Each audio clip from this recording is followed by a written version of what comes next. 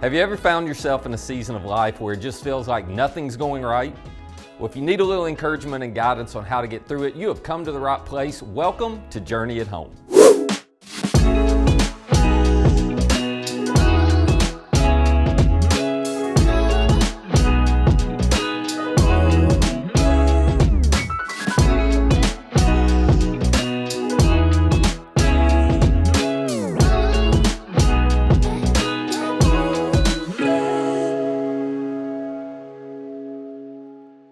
Well, welcome and thanks so much for tuning in today. I am Matt. If you're a first-time viewer, thanks for being with us, and let us know where you're watching from. We would love to know that as well. We have all been in seasons of life where it just felt like the hits kept right on coming. You know, it's those seasons where you get hit by one problem after another, and you just aren't sure if it's ever going to stop.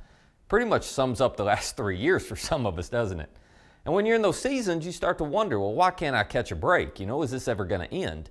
And then if you believe in God, it's complicated even more because you're wondering, well, what's He doing? You know, where is He and when's God going to help me?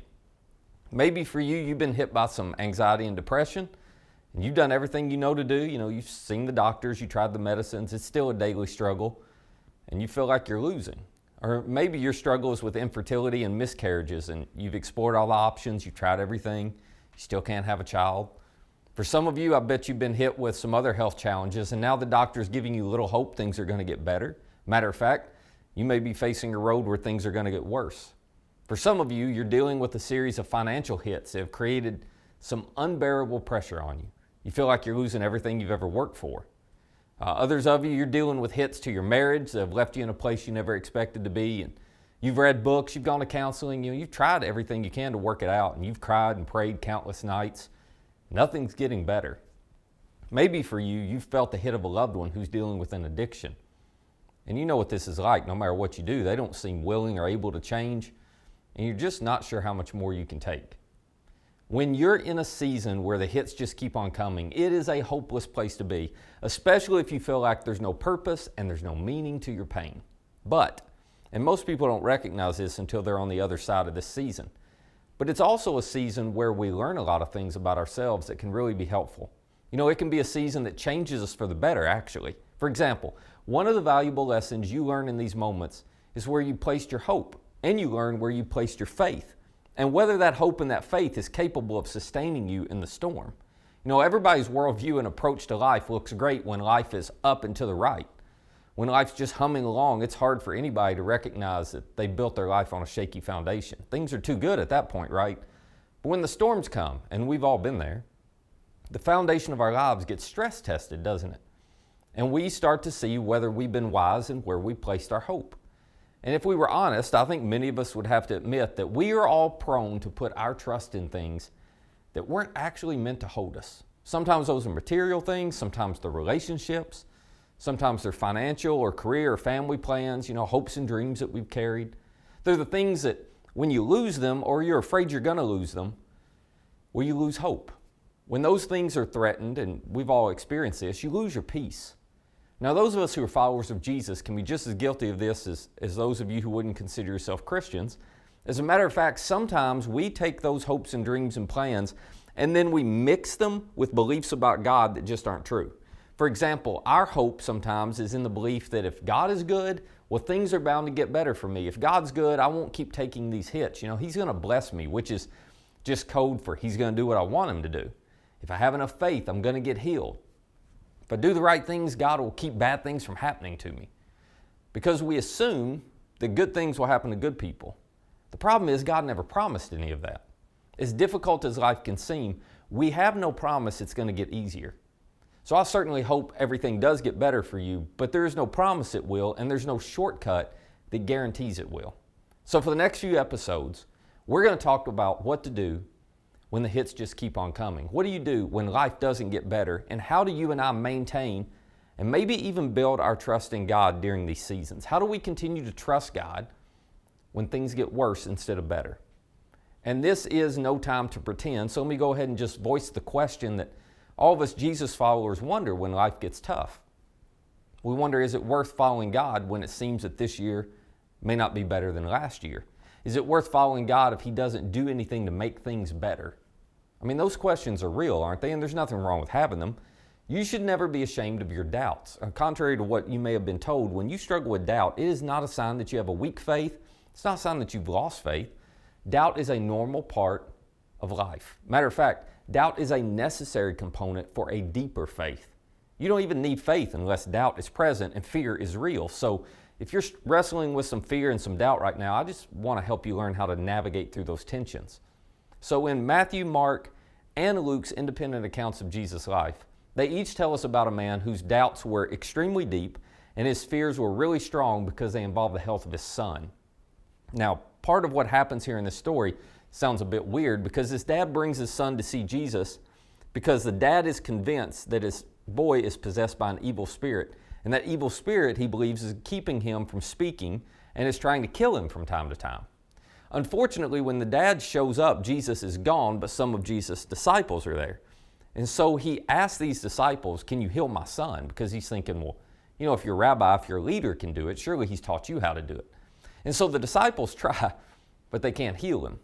And then, fortunately for the dad, Jesus shows up, and Mark, in chapter 9 of his account, says Jesus asked the boy's father, well, how long has he been like this? And the dad answers, from childhood. You know, it's often thrown him into fire or water to kill him. And then he says, but if you can do anything, Jesus, take pity on us and help us. Now, here's what I love about this man's honesty. He doesn't hide his doubts from Jesus.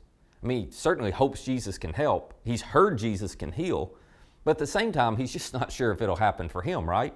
After all, this dad has tried a lot of other options and he has been let down a lot of times in life. So hope is about the best thing this dad can do. And maybe you can relate.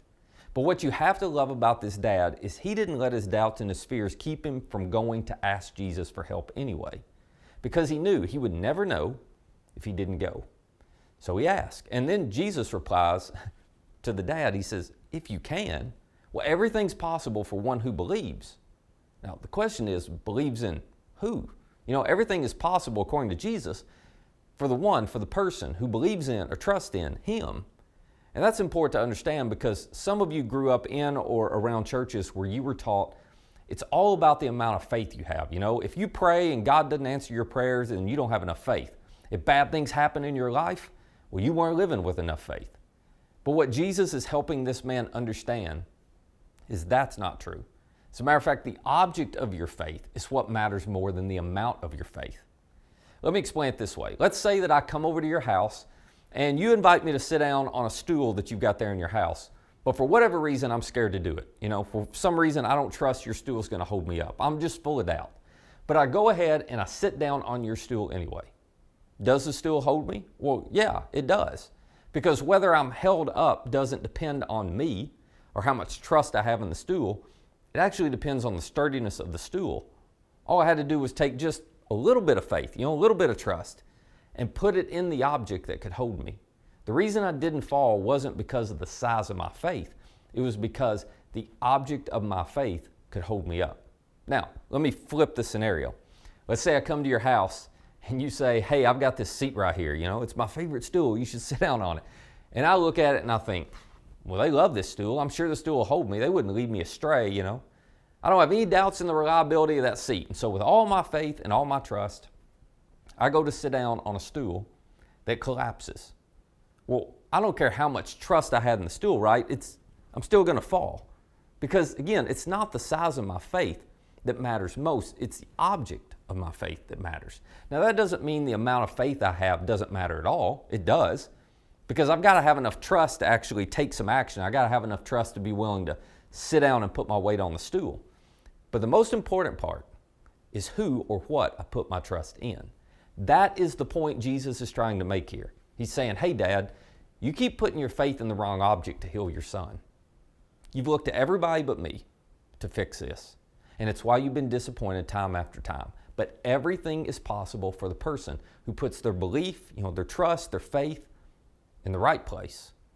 More specifically, for the person who chooses to make Jesus the object of their trust, because everything is possible for him. So Jesus looks at him and says, Dad, where you want to put your trust? And I love his response. Mark tells us immediately the boy's father exclaimed, oh, I do believe, Jesus. Help me overcome my unbelief. Isn't that honesty awesome? Jesus, I am filled with doubt, but I got a little bit of trust. I think we've all been there. I just got this little bit of faith, so I'm going to put it in you. My emotions don't feel like it right now. My heart doesn't feel like it. My circumstances don't support it. So Jesus, will you help my unbelief, because I don't want my unbelief to limit your activity in my life. And that little bit of trust from that dad is all Jesus needed to see.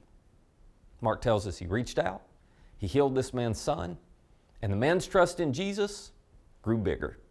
So, where does this connect with us personally? I mean, where are you struggling? Where are you doubting? Where are you losing hope? Is it because you put your trust in things that actually aren't capable of holding you? Have you put your faith in the wrong object? Are you trusting you? Are you trusting somebody else to fix things only Jesus can fix? Here's what you've got to decide. Who or what will be the object of your trust?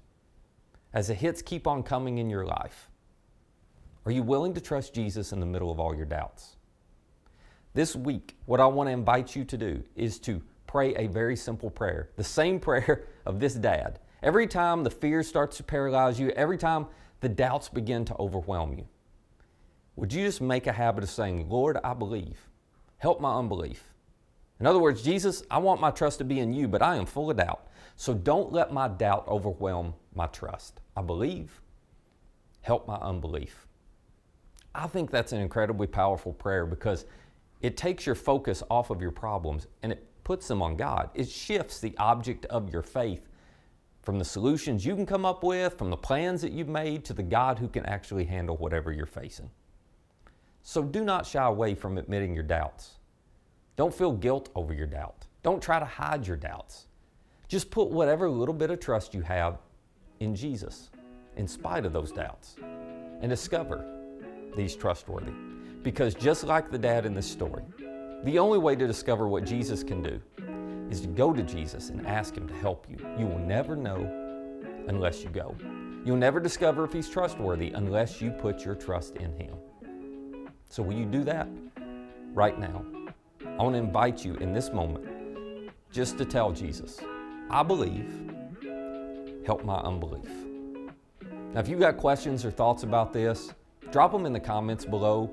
If you've got a prayer request, something you want us to be praying for, you can email me directly, matt@journeycalway.com. And if you found this helpful, share it with a friend who may be able to find some benefit from it as well. And if you live here in the area, come join us on a Sunday. We would love to see you at the 4 Center for our services at 9 and 10:30. In the middle of all your doubts, keep believing, keep praying. Lord, I believe. Help my unbelief.